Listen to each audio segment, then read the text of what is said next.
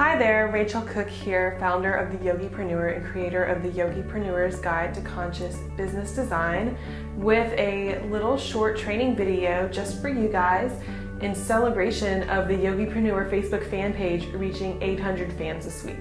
I'm so incredibly thrilled to just hit this milestone, especially because about 10% of this growth has really been in the past week, which is just an incredible number to me, and it really tells me that my community is thrilled about all the content I'm putting out there, that you guys are spreading the word about me, my message, my coaching programs, and my upcoming webinar series.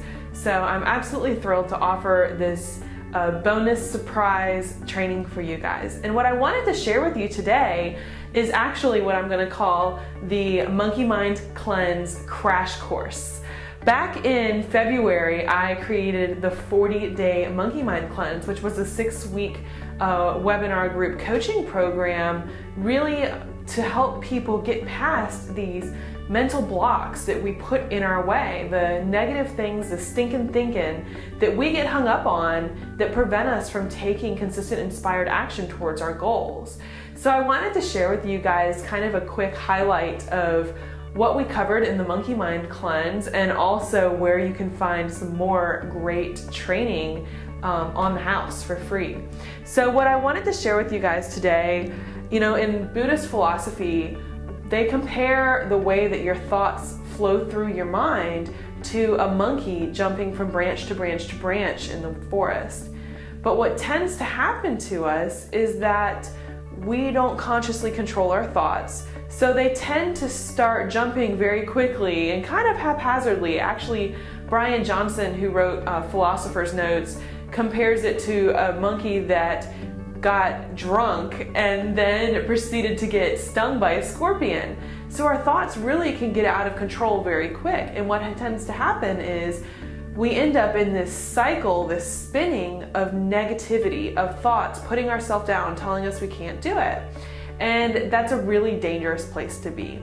So what I wanted to share with you was basically, when we look at our thoughts, we have research now from amazing neuroscientists who have been able to do things like functional MRI scans to show us exactly what happens in our mind, how many thoughts we have a day, what kind of thoughts we're having. And what they found was that we have over 60,000 thoughts a day. That's a lot of thoughts. I had no idea until I read that number that we had 60,000 thoughts a day. So many of them are unconscious. They're just going through our mind, floating around there all the time. And when they started looking at the responses of their, test subjects on different mediums, what they found was, of those 60,000 thoughts, about 95% of them were all recurring thoughts. So we're thinking the same things over and over and over again. What's really interesting, though, is they found that 80% of those thoughts were negative thoughts. They were monkey mind thoughts. They were thoughts that were keeping us playing small, which really keeps us from moving forward and taking the steps that we need to achieve our biggest dream for our life and in turn for our business. So what are those 80% thoughts that are keeping us stuck? When I started looking at conversations I was having with dozens of people in the yoga and holistic community, what I found was we can really kind of narrow it down to 6 different categories. So I'm going to share those with you. The first thing that tends to really permeate our thoughts is judgment.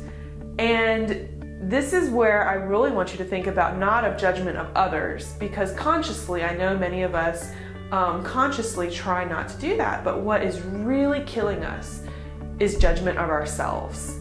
The judgment that we put on ourselves all the time. We are our own worst critic. And I'm sure many of you feel that way. You tell yourself all the time, that's not good enough. And I know I am a recovering perfectionist. Hello, my name is Rachel, and I'm a recovering perfectionist. I used to always keep myself from doing things consistently if it didn't look perfect, if it didn't sound perfect, if it wasn't as good as whatever. And what happens is you just never get started. So when you start having those voices in your head, those thoughts that keep coming up, just tell yourself, oh, that's interesting. I'm gonna listen to myself for a minute. Why am I thinking that this isn't good enough?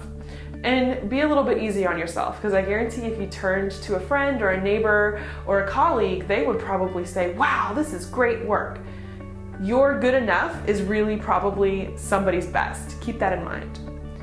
The second thing that kept coming up were expectations. And this is, again, your expectations for yourself. So many people seem to think that you have to be like the grand master, know everything in the universe before you can turn around and help somebody else. And I just want to tell you, you don't have to do that. Really what it comes down to is, have you accomplished something in your life? Have you overcome something in your life? Have you transformed in some way? And can you turn behind you along that path that you came through and give someone else the same tools, the same advice, the same feedback that they need in order to get to where you are now? You don't have to have all of the degrees or all of the certifications or be a national, Yoga Journal cover teacher. You just have to be able to help people cross one small little bridge, get through one little journey in their life that they're struggling with. So don't stress yourself out about these expectations we place on ourselves. The third thing that comes up is comparison. And I'm sure so many of you have felt this. I know this is an area I struggled with for a very long time, especially with comparing myself to other people who are doing what I'm doing, which is coaching and teaching the yoga and holistic field how to grow an incredible business. There's a lot of us out there, and for a long time I would peek around on their websites, I'd sign up on their email list, which is a good thing to do. But what would happen was I would tell myself, oh, they're saying this, I better talk about this too. They're saying this, I better talk about this too. And what ends up happening is you end up copycatting everybody out there instead of realizing that, wow, I am unique. I have a unique story. I have a unique perspective. My history taught me this in a different way, because that's what really sets you apart. And the beauty of it is when you're able to get to that point where you really honor yourself and you can say, nobody does me better than me, then you are able to look at other people, and instead of comparing yourself to them, you're able to start co-creating with them and collaborating with them. Like my coach and mastermind mama, Chris Ward of Abundant Yogi, we both serve the yoga and holistic wellness community in very much the same way. We offer business coaching, but our core specialties within that are drastically different. And the more that I have gotten to work with her, the more that we have learned from each other, and in turn turned around and been able to strengthen what we're really, really good at separately. So it's been a wonderful, wonderful lesson for me that there really is no competition. You don't have to compare yourself to others. No one can do you better than you. So really lean into that, own it, and then you'll really be able to stand strong in your own uniqueness. The next thing is obligation. How many of us have felt like we had to say yes to everything? I used to be like this all the time. I used to be such a people pleaser. I was so worried that if I didn't say yes, that someone wouldn't like me.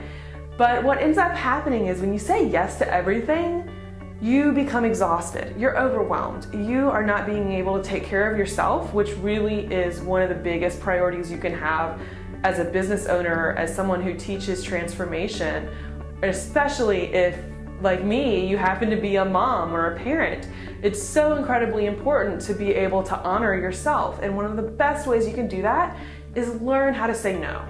Learn how to say no with love, and realize that when you say no to somebody, you are giving them a gift. You're giving them a gift because you are allowing them to go find someone else who this opportunity is really going to be absolutely in alignment with them. It's going to be exactly what they're looking for right this minute. So remember that it's okay to say no. It's a blessing to you. It's a gift to the other person. It frees up energy and lets you really focus in on your core strengths, your core passions, your core talents, which is just exactly where you need to go if you're going to grow a conscious business. The fifth thing that comes up that really keeps us from moving forward is fear. I'm asked all the time, how do I get over my fear? How do I, stop these feelings from coming up? And I really feel that we're a society now that has numbed ourselves to the point that anytime we get in these emotions, we just decide we shouldn't have these emotions. We want them to stop right away. Something interesting that I learned recently was in all this neuroscience where they're scanning the brain and seeing where emotions reside, different areas of the brain. Something they found was that fear resides in the same area of the brain as excitement. What that tells me is you don't want to get rid of fear. You just want to flip that switch and turn it into excitement. And the best way to do that is just to say, okay, I understand I'm feeling some fear right now, but I'm going to keep moving into it. I'm going to lean into it. I'm going to start taking action into it because that's my inner wisdom saying that this is where I'm supposed to be. This is my alignment to source telling me that this is what I was uniquely put here to do. So whenever you have these feelings of fear, acknowledge it, but then lean into it. That's the best way to handle fear and really start putting yourself in a position where you're growing your business and helping more people. And last, but certainly not least, is guilt. I'm sure if you have dealt with any of these problems, they can often come down to guilt. Guilt is just feeling bad about turning people down, feeling bad that you're not helping more people, feeling bad about taking money in exchange for your services.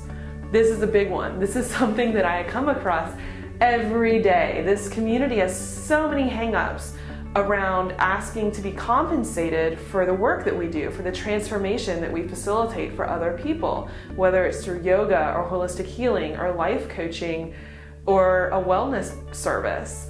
The truth is, you deserve to be honored for the transformation you're facilitating. You're really helping people get to a place of hope and relief in their life.